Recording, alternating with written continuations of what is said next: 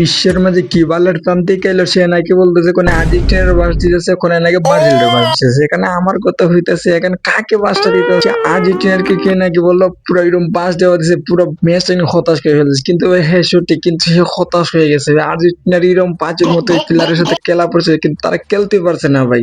এ তান্ত্রিক কি খেলা তো করছে, চলো আমরা দেখে আসি। এবার বিশ্ব চ্যাম্পিয়ন আর্জেন্টিনাকে বড় দুঃসংবাদ দিলেন এই আধ্যাত্মিক। নতুন ভবিষ্যৎবাণীতে কুয়াকু জানিয়েছেন রাউন্ড অফ 32-এ আর্জেন্টিনাকে বিদায় করবে। এখানে বলা হয়েছে 32 নম্বরে নাকি আর্জেন্টিনা দেখবেন পুরো বিশ্বকাপ থেকে বাদ হয়ে যাবে। এখন আমার কথা হইতেছে এখানে বাংলাদেশের পোলাপান কি বলে তান্ত্রিক বাণী করতেছে ভাই, এটা আমি কিন্তু বিশ্বাস করি পাইতেছি না। এদেরকে বউ দিতেছে না, তাদের জন্য তান্ত্রিকগিরি করে বউ আনার চেষ্টা করতেছে ভাই। আর্জেন্টিনারে কোনো তান্ত্রিক দিয়ে থামাইতে পারতো না, আচ্ছা তাই নাকি? নাই?